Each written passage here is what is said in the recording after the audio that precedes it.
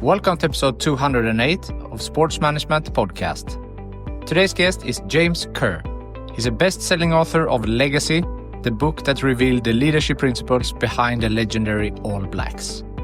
We spoke about what truly defines high performance, why humility and accountability matter, how culture can be designed and delivered in any team, transferable skills from sports to business, and much more. James Kerr, welcome to Sports Management Podcast. Marcus, thank you. It's great to be here. It's fantastic to have you on the show. I told you before we hit record here, I read your book, Legacy. Fantastic book, so many learnings, and I want to, talk a little bit about that with you today. But before we get into that, just a little bit brief background about yourself. I know you're New Zealand-born, consultant, author, some other things. So if you can give a brief background about yourself. Sure. I'm a boy from Aotearoa, New Zealand. I had 3 posters on my wall when I was growing up. I had Liverpool Football Club, Kevin Keegan, I was a big fan. The All Blacks, of course, because I'm a New Zealander, the rugby team. And a skier called Frans Klammer, who was the downhill champion of the world at the time. And I think there's something about visualizing your future, even at that point. I've ended up skiing with Frans Klammer, working with the All Blacks and working with Liverpool Football Club. So it's been for me literally a dream career from my sort of childhood bed to the world, if you like. So I guess I see myself as a writer, speaker, coach, and consultant. So I like to dig into the subject of high performance. I really came out of an advertising background. So I like to try to sort of synthesize and simplify down to core principles, which is an education from advertising. To really look at leadership, culture, and mindset. What does it take to create around ourselves and within ourselves an environment in order to perform? And the first team I went inside was the Australian Kangaroos, the rugby team, rugby league team.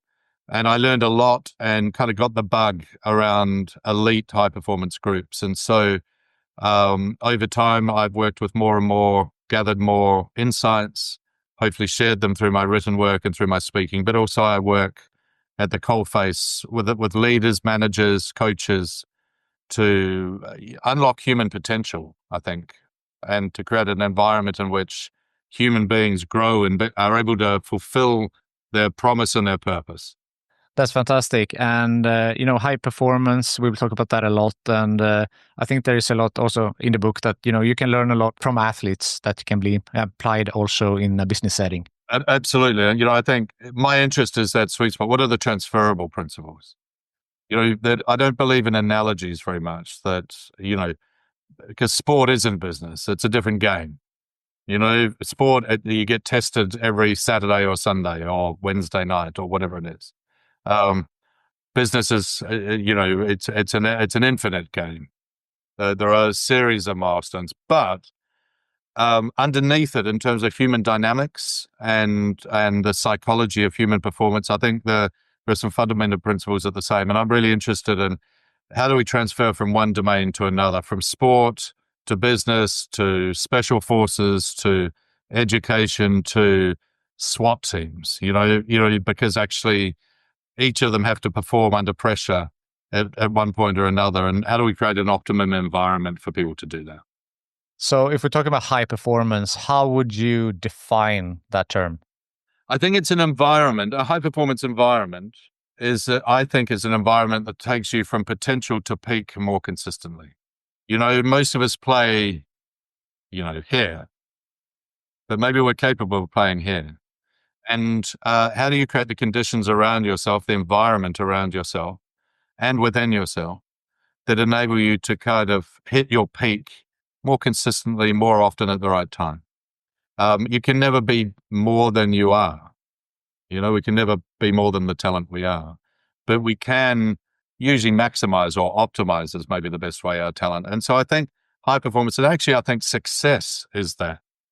I think that's where you go into a flow state.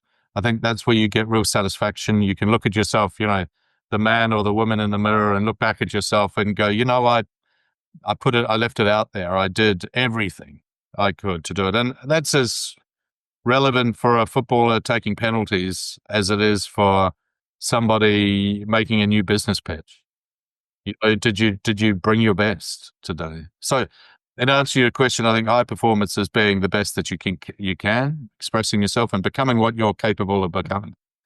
I think the environment is. I think the task is around how do you create an environment that supports that, both in yourself and in those around you. As you said before, you worked as a consultant and you worked with, military units, you have worked in the business setting, you have worked with sporting teams. So do you feel like high performance, the environment is similar, although it's different industries? When they work, yes, you clearly see far fewer high performance environments in business. It's more difficult. We're working at scale. There are far fewer specific targets. There are HR lawyers. You can't just get dropped. So in sport, you can, or transferred out, or sold. That doesn't happen in business. Business, you tend to have a much broader range of skill sets and levels of excellence. Might have some really excellent people, but you might find that not everybody is bought in the same way. So it's a more difficult environment to create. But so there's a great phrase from Tolstoy, Anna Karenina. If we get a little bit of Russian literature into the conversation, the beginning of Anna Karenina, so I'm going to paraphrase badly, but unhappy families are unhappy for all sorts of reasons, right? But happy families are happy for the same reasons. And I'd argue that that's the same for cultures, environments. That there's plenty of ways to go wrong. You can have the wrong people, you can have a lack of clarity, lack of responsibility and accountability, poor communication, shoddy leadership. You can have environments where people are scared to make mistakes or have no real measures, or they're incentivized wrong. Or there's a million ways to screw it up. But there is very few ways, or a limited number of principles that you want to have in play that really make an environment high performance and elite.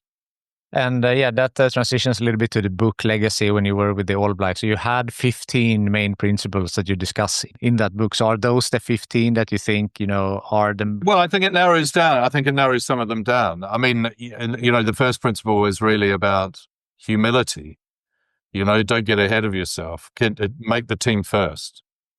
Make the group first. Make find a common cause and all move in that same direction, right? There are principles around make sure it's a learning environment. The commitment to get better every day. To strive towards excellence. So you can never really achieve it, but you can always strive towards it, and to create an environment of deep trust and transparency, of human connection, like with each other and with the project, of accountability. What an All Blacks coach says, not hand out, but hand up. An environment in which people have their hand up and they take ownership. So leadership at every level. I talk about values, vision, and purpose. You want to know what you stand for, and you know what you don't. You want a clear sense of vision, and you want a driving purpose, and a bunch of other things. But that's sort of the cluster. And I think probably the most important, it's really about accountability. It's hand up. I think now you said purpose. Do you think that's something like in sports? If you're playing for the All Blacks, the purpose is pretty clear. It's to win the end goal. If you're in a corporate setting, maybe if you're in a customer service role or an entry-level position, maybe it's more difficult to find. You don't have the same strong purpose. I think the trick is finding it, because look, the worst thing in the world for anyone in any job is to lack meaning. Been called bullshit jobs, that lack meaning. So I think on a personal level and on a collective level, the first task is to go, well, how can I create meaning for myself and for others in this thing? So, if you're in a customer service situation, it might be, you might have a transactional relationship. Here's somebody else at the counter. Click, click. Thanks very much. See you later. Right? But if you make it even your personal purpose to, well, there's a chain of hairdressing salon. They call them day makers. Every conversation, can you make their day? Right? So when they have a haircut, for them, it's a big deal, having a haircut. For you do 15 a day. Every customer, can you make their day? And then suddenly there's a focus and a meaning to it. And you go, actually, if they walk out with a big smile on their face, checking themselves out in the mirror, thinking, hell yeah, wow, that's purpose. And that's a sense of, so it doesn't always have to be win the World Cup.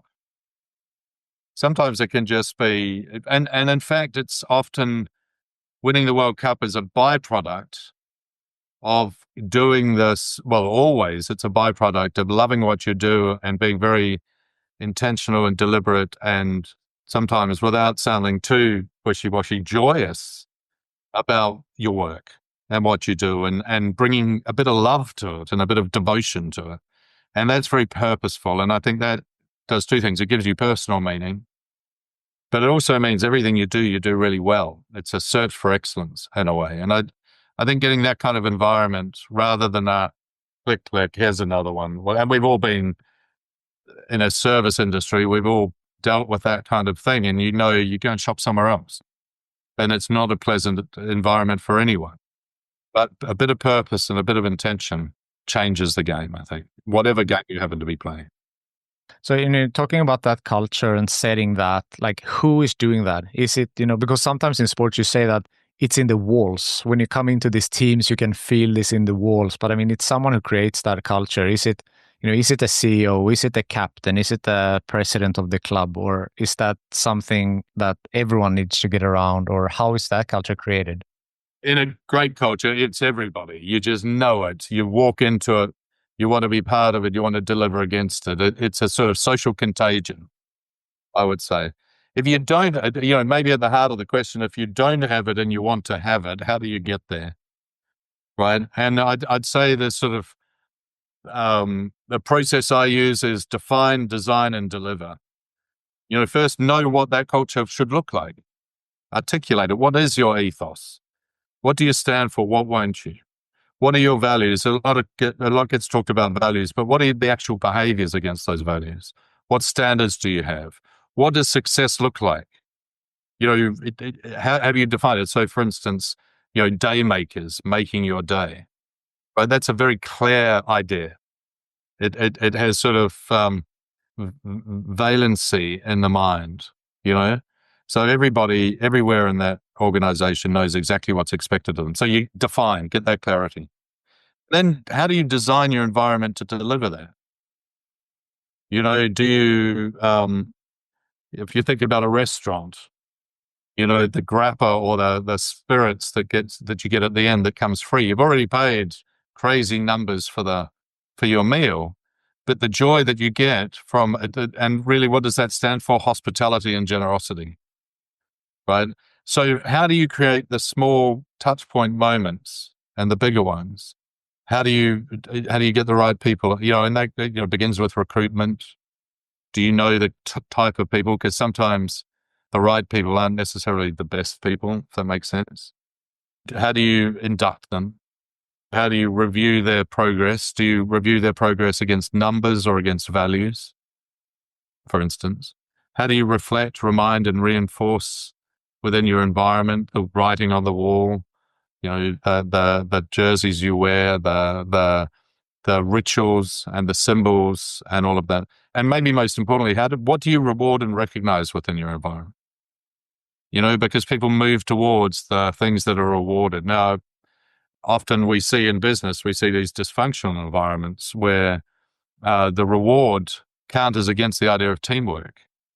If you're getting personal bonuses, you want to be the goal scorer, not the assist, right? So you got to align all of those lines, if you like, of effort in the right direction. So that's sort of the beginning of it, and then that's deliver, and that's really about your people at every level. What are the behaviors?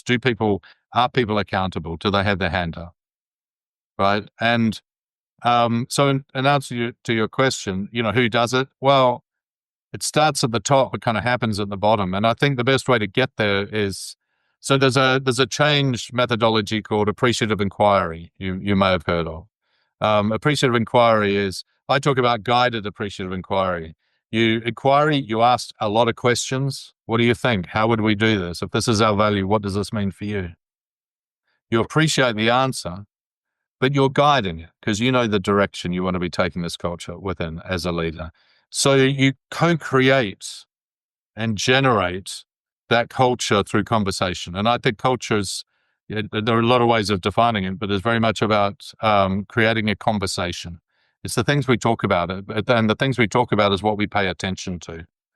And so language and creating that conversation in many different ways, I think, is the leader's responsibility, but it is no less the responsibility of those at lower levels, if you consider it a team of leaders rather than a leader and a follower. If that makes some sense. Yeah, definitely. And I mean, the team building is, you said recruitment. Obviously, that's like really important. You need to have a great team, and you talk about it in the book, like no dickheads. So, how can you resist tolerating, toxic individuals or someone who brings the morality down? I know Gary Vaynerchuk is talking a lot about that. You need to like hire fast and fire fast. Yeah, nothing rots, corrodes. The bad apple spoils the barrel. It really does. One person. And a lot of tests or experiments done with people, deliberate or provocateurs, put in a group that can change that group for the worse very, very quickly. And the opposite, you have a film like 12 Angry Men. I don't know if you've seen, where one good man or good person, but one good person can change that room. You want to be that good person. And there's a lot that's talked about culture within that idea of environment. But I think it's more subtle than that. I think there's a thing called climate or atmosphere. What's the feeling in the room between? Is it safe? Is it secure? Is it fun? Or is it fearful? Is it anxious? Is it a grind? Now, one of the great things about really high-performing environments is that it's exciting. It's fantastic to be part of it. It's joyous to a degree. Not always easy, challenging and sometimes difficult and sometimes prickly, but, you're signed up and you're on for this. And so I think one of the most interesting questions you can talk to people about and to yourself about is, what am I bringing to the room every time I walk in? What energy do I bring into the room? What behaviors do I need to, that are genuinely making those around me better? And at the same time, that grows me. And I think it's a very good question. If you want to be a leader, and we're all leaders, we're all leading a life. If you want to be a leader and if you want to create an environment in which you perform to your potential, create an environment in which other people perform to their potential as well. And all boats will rise with that tide. I think that's very interesting and ties back to accountability again, right? You said, like, what do I bring to the table? What do I walk into the room, how can I make this person's day? How can I be better? So it starts with yourself and then that spreads to the team. Yeah. And there's a great, that sort of social contagion in a good way. Culture's viral, it spreads. And it spreads sometimes just from one individual or one great team within an environment. People say, how do you change the entire culture of an organization? First, begin with yourself, then begin with those around you. And if you set a good enough example, you'll persuade others, or at least or at least others that you do business with. And it becomes a sort of a movement to a degree, a viral movement. Just there's one great quote from sport I think we're throwing in, which is from the San Antonio Spurs, Greg Popovich's basketball team. And they just said, how can I make my teammates better? And it's one of their mantras, how can I make my teammates better? So for instance, in this conversation, if we're both going, I'm probably doing too much talking, but how can I make you better? And if you're thinking, actually, I'll throw him a question, but it'll trip him up, right? Then your podcast or the podcast isn't going to be as good. So there's a difference between cooperation and collaboration. Cooperation, we each do our jobs individually, our tasks. Collaboration is where you get that real synergy. And when you get that real synergy, what it does with connection and a sense of clarity and contribution to something bigger than ourselves, what you get is you get cohesion. And cohesion is what wins games. In any sport and in any game, a small committed group of people acting with the common interest towards clearly defined goals with energy and talent, that's what you want. It's pretty unstoppable when you get that. One quote that you had in the book from Sean Fitzpatrick was judge yourself against the world's best. And I think that's very interesting because in Sweden now, maybe more places, but the kids don't count scores. They don't keep scores in games because, losing winner mentality, stuff like that. But also like a lot of mentality is that you should only compare to yourself, be better than you were yesterday. So I feel that's a little bit outside the box to compare against the best in the world. I think there are different life stages. I think one thing that Sweden, Norway, I think Norway called it the joy of sport, I think. And they created a program that was really, certainly in the developmental years of athletic development for children, it's got to be about love for the game, because that's where you get commitment, practice, all of that stuff. If it's all about parents on the sideline yelling at you because you didn't score, then that switches people off the game very quickly. It's not an incubator of talent. So I don't have a problem with not keeping the score or not being too competitive at that age, as long as it's fun. And when you're having fun and you're playing a game, you're upskilling. You're starting to learn how to do it, right? But you're in an apprenticeship phase. Then there's the long game, which is just be better tomorrow than you are today. Are you able to, and the All Blacks actually talk about it, get better every day. My commitment is to get better every day. The atomic habits, like James Clear. Atomic habits, it's your marginal gains. Bill Walsh from the San Francisco 49ers said, it's about cumulative character. Small incremental improvements compound, right? And lead to, slow start and you get that. So I think that's really fundamental because you can't govern the result, right? You can only govern your own actions, almost the Stoics. You take care of, control the controllables, right? But then what you want to do, you don't want to start getting, we won the local divisional championship. That's great. I'm the best. Compare yourself with the best. And I think that's where it comes in. You want to benchmark your expectations high, but you don't want to be living in comparison while you're doing it. So there's almost a mental trick, I think, that you go, and it's the same as getting. I'm a writer, and I think I talk about in the book. I can't remember his name, but from PBS, talks about people who are likely to be good as a writer know when they're not being a very good writer.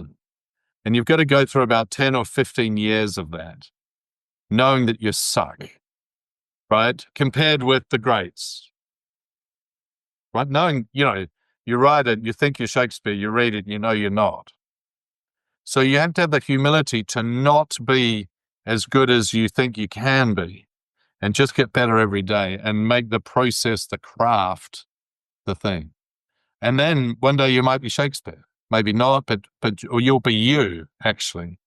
You'll be you and you'll have that greatness and that form of expression. So, but you want to benchmark, you want to be aiming. There's a fantastic Maori proverb, aim for the highest cloud, because even if you come short, you'll hit a lofty mountain.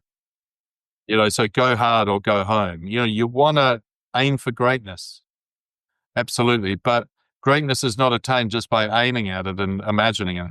It's aimed by getting better it's achieved by getting better every day. So compartmentalize that, a toggle switch between the present and a possible future, the present. But performance happens in the moment, every moment, day by day by day by day. That's where it really happens. No, that's fascinating to me. And as you said, like to compartmentalize that, to look at yourself, how can I be better every day? And then when you reach that goal, you win that game, then you compare yourself to the best. So you don't, stay humble, and so you have something else to work against. But as you say, you need to make that mental switch.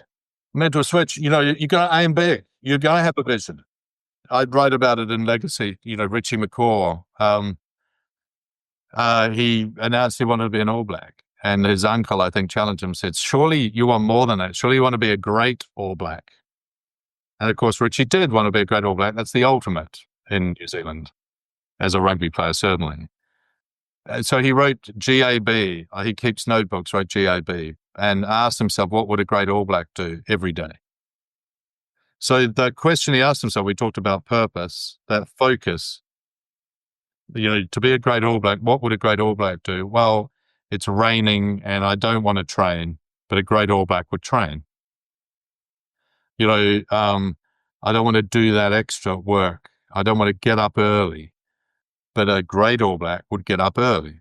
So every day you can keep working and that cumulative gains that you get, but you're doing it for a bigger reason always. So again, toggling between what do I do every day and where am I going, I think is a really important skill to develop. Otherwise you either get lost in daydreams that you can never fulfill, or you get lost in the detail and you need to have a compass for where you're going and a reason. And within that reason, there's the resilience to keep doing the hard stuff day by day. We see successful people, successful sports people, and think that who make it look easy, but they've worked hard. People talk about soccer players like they're arrogant often because they get paid so much. Not really. Some are a little bit cocky, but they know what hard work looks like. They've applied themselves forever and done the hard work. That takes a real sense of character, I think. And it's this saying that an overnight success takes 10 years. 10 years and the rest. I mean, that's a cliche, but bro, there's no substitute for hard work. In any sport, in any environment, it might come down to a few critical moments. But most of the time, so if you've got a rugby player or a footballer, most of their life, they're not playing rugby. They're doing something else. But it's what you're doing when you're doing something else that matters. The level of commitment, the alignment. If you go, listen, I'm only really a footballer or a hockey player or whatever when I'm out on the ice. Well, you're a hockey player on Thursday night when you decide to stay up late and gaming, drinking beer. You're still a hockey player. There are decisions that you're making that will impact performance. So if you're really clear on what it is and you design your world around it, you create joy around that world. You need to sacrifice. You need to say no to a lot of stuff, but also say yes to a lot of stuff you love. That's a perfect transition into my next one of the, I don't know if it's a direct quote, I think so, from the book. Saying yes to high performance means first saying no. So that's a little bit to what you're talking to now, right? Yeah, I think it's right. Steve Jobs, who we talk about business, Johnny Ive, who was the chief designer there, talks about what focus was for Jobs and within Apple. And it was an unrelenting, single-minded focus on the next problem and saying no to a million opportunities that could be great. It could be fantastic. There's a million things that are brilliant to do, and all of them are possible, right? But the old cliche, you can be anything you want. You can't be everything you want. So what's that choice? What are you going to choose?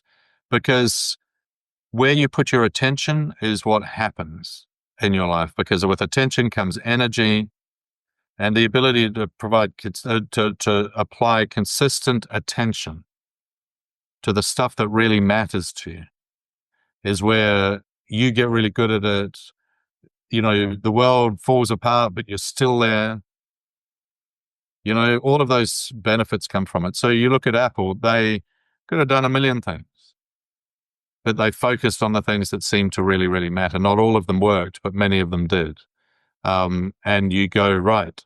So sacrifice and that level is, I think, a big part of it. You're unlikely to be a great hockey player, say, and a great electric guitarist, and a great writer. It's very hard to be each of those things. You're going to make a choice. At some point, you're going to make a choice. Probably not with your kids when they're 9 or 12. You want them to develop multiple skills, become a Swiss Army knife. And there's a lot of research in athletics that says Again, the Norwegian model, and I imagine it's similar in Sweden, is that actually rather than developing skills in a particular sport, what you're doing is developing athleticism. And athleticism is transferable.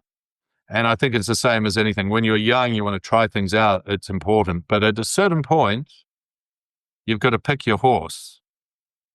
And then you get really focused and you start being able to say no. And listen, I'm not saying you need to live a monk's life either. Life is for living and enjoying and experiencing. And that's an important part of having a balanced approach. And I think that's the other. So I realize I've just spoken for about 10 minutes in one burst, but there's an interesting way to look at it. And it's called the four-legged chair or four-legged stool. Really comes out of different theories of humanistic psychology, that a lot of us put our weight on one leg of a chair. Let's call that performance. But as soon as that leg gets kicked out from under you, you fall over. So what are the other legs you need? You need physical. You want to stay in reasonably good neck. You don't thrive with a hangover, particularly. Right? Maybe when you're 20, but certainly not when you're 40. You need a social connection. Your intimate relationships, your family, your friends, your colleagues, the people you buy coffee from. They're really important. And you have what I call God or a dog. Music, art, worship, something that takes you beyond yourself. And if you really want to set yourself up, for high performance in whatever realm, you need those four legs on the stool. You want a balanced life, and that's the long game. It may, when you're 20 or 25, you may think, all I'm going to work 23 hours a day and I'm going to outwork everyone. And that might work for a while, but chances are you'll burn out. Chances are, you don't have a life. And there's a lovely phrase from John Bowlby, a psychologist, and I'm paraphrasing again, but he says something like, what we need is a stable base from which to boldly venture.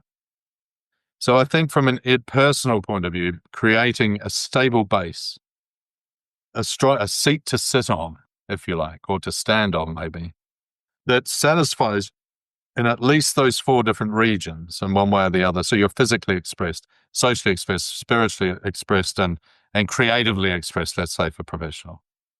Then what you've done is you build yourself a really strong platform to keep on performing. And then you get like the power of habit, the marginal gains, the accumulated marginal gains can take place. Because the worst thing that can happen, you do really well for a spurt, and then your marriage breaks up, or your relationship breaks up, or your body breaks down, or you have a spiritual crisis, one form or another, and you burn out.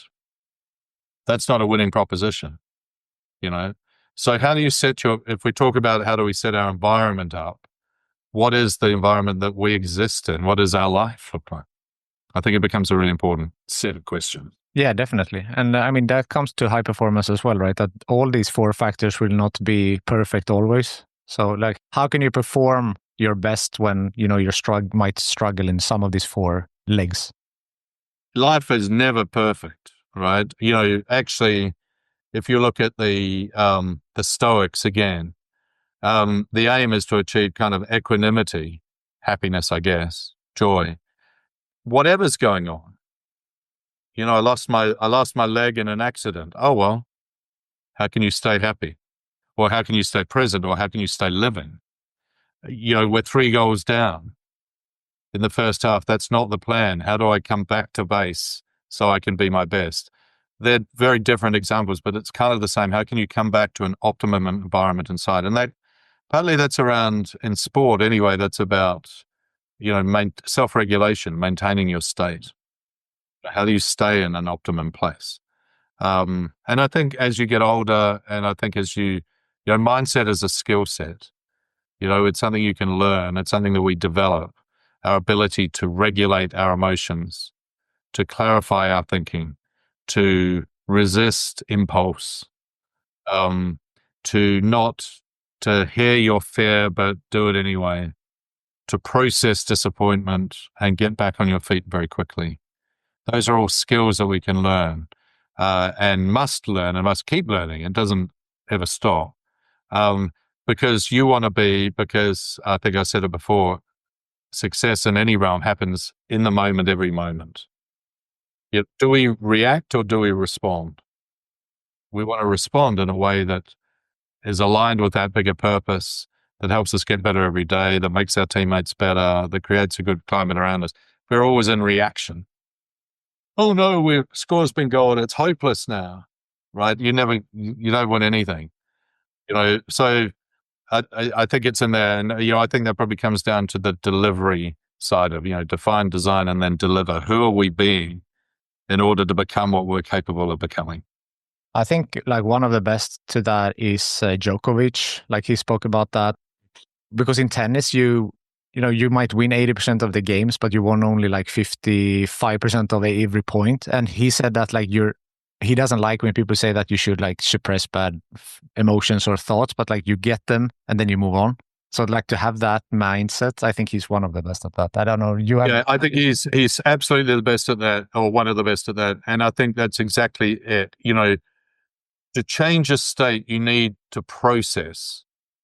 Process and change are the same thing. You get a bunch of meat at one end and you put them through a process and you get sausages. It's the process that gives you the sausages, right? And if you go, oh, I can't deal with the feelings, you never process them. They're going to leak out somewhere else. So it's not about being on an automaton. It is about being able to go in tennis, shit, I lost that point. It was match point. I could have been the Wimbledon champion now. And seeing those thoughts as imposters, letting them go, in Zen and meditation, it's like letting them blow away in the wind. And then go, right, boom, next. What's next? So one of the frameworks I use is win. What is not? What can't I control? I can't control that I lost match point. Right? What is now? Well, I'm standing here. I've got one more go at, I've got another go at match point. Right? I've got a point up my sleeve. Right? What is needed? What's my plan? Okay, his backhand is weak. I'm gonna swing it that way. I'm gonna, serve for that. Right. What is next? Get into my serving routine. So you go from all of that world of complexity into the simple next action where you focus your attention. Much easier said than done. But it is the decisive difference. Djokovic, I think it's the decisive difference for him. And that's really, mindset is a skill set. It's a practice. It's a practice you can practice. I like that. Mindset is a skill set, and obviously that means that you need to practice it. I mean, you have been around high performers for a long time. So what are some like non-negotiable behaviors or standards that you've seen that are, must be in order to have a high performing team? I think a high degree of accountability is probably, it's on me. No one else to blame. No excuses. No bullshit. Got this one. That's, I think, has got to be number one, because as soon as you're making excuses, you've weakened yourself and your relationships around you. So a degree of emotional honesty and courage, I think, is really important. Non-negotiables often, I think there's an interesting thing around non-negotiables is that all cultures are sort of the same but different. The actual content of what those non-negotiables can be very different in different environments. But what is consistent is that they exist. So if you look at classic team formation, form, storm, norm to perform, right? Form, you come together as a team, you don't really know each other, you have no there are a lot of assumptions. Then those assumptions are put to the test. You storm, you have arguments. But you said, no, da, da, da. And then the aim really is to norm.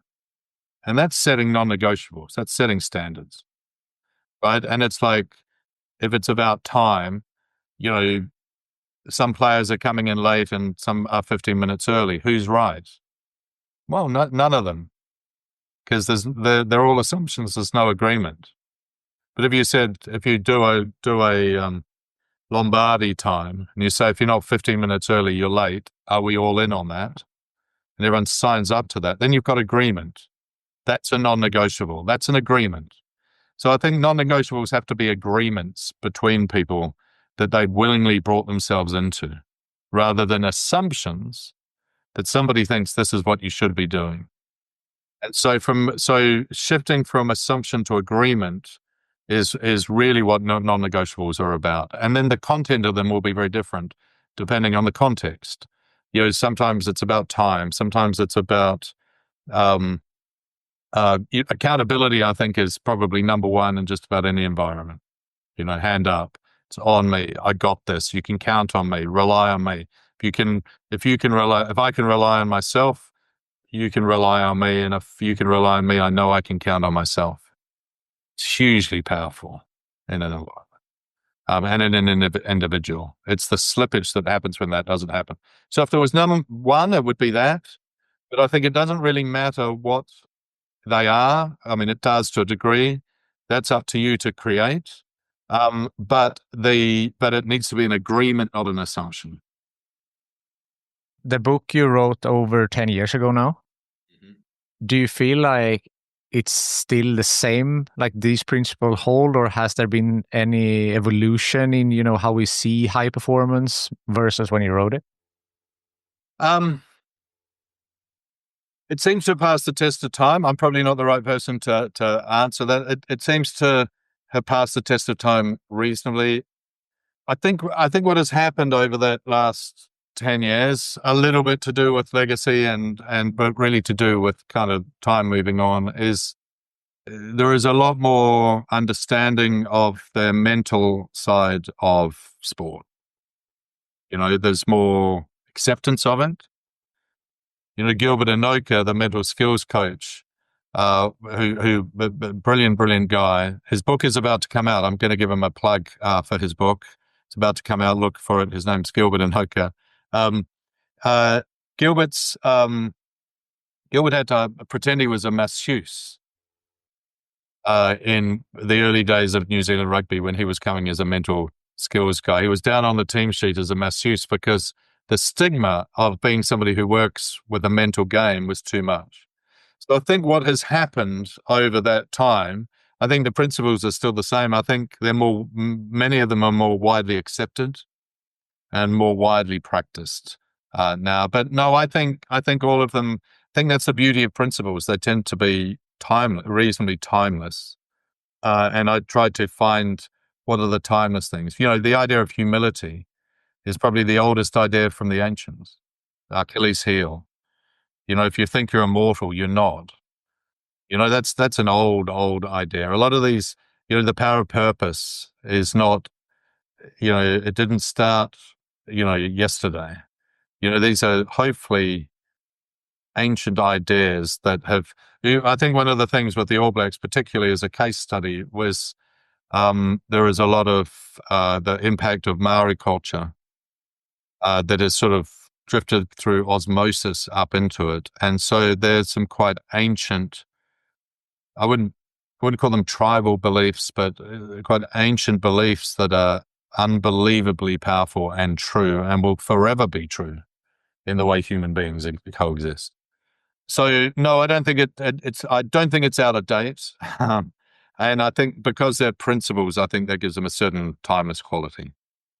No, I would agree with you as well. And really interesting what you said with the mentality and, mental coaches, because I've spoken to former athletes on this podcast and that, that they were practicing 20, 15 years ago. And then, as you said, there was a different stigma. You didn't have that type of mental coaches as you have today. So I would agree that I think that's been a big change for sure. And a big change, once upon a time, the idea of self-development, not that long ago, was slightly embarrassing for many people.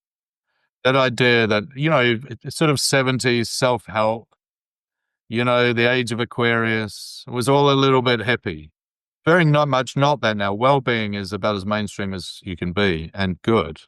That idea that actually we can and should work on ourselves again, as an ancient idea, that's really what the Greeks were doing and the Romans were doing. That's the beginning of philosophy, how to live, you know? And so really, I think a lot of this is how to live, how to live the fullest, best life, how to be a full expression of myself, how to take myself from my potential to my peak. That's a really fundamental. And if you look at humanistic psychology, that the urge to self-actualize comes out of Maslow and others. The tip of that pyramid, if you like, is to self-actualize, is to become. I think it's a phrase I used. I think it actually came from Robert Louis Stevenson. To become what we're capable of becoming is so intrinsic in us as human beings that somehow to limit that by what other people will think, or they'll think I'm silly, or they think I'm trying too hard, or they think I'm a narcissist, or whatever the narrative you've got around something that's about, in Roman times it was about in search of virtue, which was the ethos. The Roman ethos was to, how can I become a good human being? It was sexist in those days. It was a good man. But how can I become a good human being, a better human being every day? And, the All Blacks say better people make better All Blacks. They focused on the character. Michael Jordan, I think, said, he might have been paraphrasing John Wooden, said something like, talent will win you a game, but character wins tournaments. So if we develop ourselves as leaders, as human beings, as men, as women, we make the most of our talent in that way. And if we make the most of our talent, we sort of make the most of ourselves. And, we can look at ourselves in the mirror at the end of the day or at the end of our life and going, and go, all right, I've done what I could and I'm happy with that. I'm satisfied with that. And I've expressed myself. And that's a tremendously powerful force to harness, I think. John Wooden was asked, John Wooden, by the way, basketball coach, for those who don't know, well worth reading about, incredibly successful on the college level. I think he won 10 in a row or 10 college basketball in the US with the Bruins. A very values-based teacher, really, and coach. And he created his own pyramid of meaning. But he was once asked if he walked through the pearly gates, what would he want God to say? And he said, well done. That's all he wants to hear. Well done. And I think there's something in the child in us all that wants to know that we did well. We did the best that we could with what we've got. And it's a flow state. It's a satisfying state. It's a state of contribution to something bigger than ourselves. And, to come back to your first question, what is high performance? That, I think. I love how you tie that all together, going back to high performance.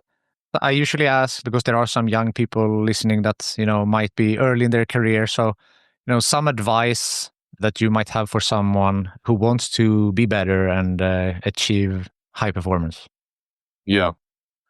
Look, I think if you're in your teenage years and you're coming into your 20s, there are different life stages we go through about kind of who we're trying to impress to a degree. Where does our self-talk come from? And we move away to a degree from our parents, and we move into our peer group, and we want our friends and the possible romantic relationships have become hugely important to us. So if we're talking about being at that age, I think that all of that is really important, connecting and so on. But we can't buy into the groupthink of everyone around us. We also have to go, who am I? Not who am I in comparison with, but who am I? What's important to me? What are my values? What do I value the most? What's my vision for myself in the future? And it may have nothing at all to do with the vision of the people around you. You know, if you're at university, the vision of the people around you might be to go out and get drunk. And that might be fine if that's your ambition, right? But there is no right answer to this. But is it yours? Or are you kind of being pulled up in that? So I think there's a coach, a football manager I've worked with, and he says, think in ink, write it down, get really clear. Clarity, there's another, can't remember who said this, but another great phrase, which is clarity is intensity. If you can get really clear about where you're going, what's important to you, where you're going to put your attention, where you're going to put your energy, you can get really clear about that, then the intensity, the energy compounds. So it's the oldest, again, tying it back to the ancients, it's the oldest lesson from the ancient, which is know thyself. You know, I think the line, I think it's a biblical, you know thyself and thou shalt see God. I'm not particularly religious, but God in that sense is good. It's the best for yourself, you know. So, but you've got to begin with your self-knowledge, because you can't live anyone else's life. We get to live our own. So my advice, very long-winded, it wasn't a short answer at the end of a thing, is do the work. Find a quiet space. Be prepared to say no to the boozy Friday night or whatever it is. Be prepared to be a little bit different sometimes. And it's not easy. You'll be pulled back into one, but to be outstanding, sometimes you have to stand out. By definition. By definition. To be extraordinary, you have to do extra to what's ordinary. By definition. Right? Are you doing that? You know, I was talking to my son plays guitar, very good guitar, and he's very, very good at it. Is he prepared to do that extra? And he doesn't have to. I'm not pushing him, but I'm putting it in front of him and saying, listen, you know, maybe if you wanted, you could get up at 6 o'clock in the morning with headphones, because I won't be awake necessarily for a little bit, and headphones, and you get 2 hours of practice that no one else is doing in your peer group. That's the extra beyond the ordinary. So do you know yourself enough to what you want, and are you prepared to do what it takes to make that happen? Whatever anyone else says. That would be mine. I love that. I like to end on a networking question. So who from your network do you think would be a good guest on this podcast? Oh, loaded question. You know, Gilbert Anoka would be worth an invitation. An extraordinary man with a book out. Look, I'm going to avoid the question slightly rather than name too many names, and just say, listen, I think everybody in this world has a great story to tell. I think you can learn, and you should be aiming to learn from everybody. There's no sage on the stage. There's only the guide at your side. You just want to get good guides along the way, but it's up to you to take the lessons, not up to them to give you the lessons. So I've completely avoided your question and that networking opportunity. But you know, everybody has an amazing story, I think, and it's up to us to find out what that story is. Completely agree. I mean, this podcast has 200 plus, speakers, and all of them have shared an amazing story. And I did get Gilbert out of you, though, so I got one name, so I'll take it. You got one. Yeah, he'll kill me for that, but no, possibly not. But and you know, I do recommend. I haven't read it yet, but I'm absolutely certain it will be extraordinary. I think it's coming out in the next couple of weeks, and I hope it will be an extension of many of the ideas that I discussed in Legacy. And he's an incredibly talented and lovely man, and was instrumental in taking the All Blacks to its most successful. It's the most successful period of the most successful team of all time. So there's a lot to learn from that particular individual, I think. For sure. James, It's been a pleasure talking to you. Thank you so much. And I told you, I can't praise your book enough. I read it during the summer. I'm the furthest away from a bookworm, and I just went through this, in a couple of days almost. So great read. And thank you so much for taking the time to be on the podcast. Marcus, listen, a genuine a pleasure, a privilege to share something with you. So thank you very much for having me. Thank you for listening to the Sports Management Podcast. Please hit the follow or subscribe button on your podcast app so you don't miss out on any upcoming episodes. If you want to get in contact with me, send an email to sportsmpodcast@gmail.com, connect with me on LinkedIn, or follow the podcast on Instagram, X, and Facebook @SportsMPodcast.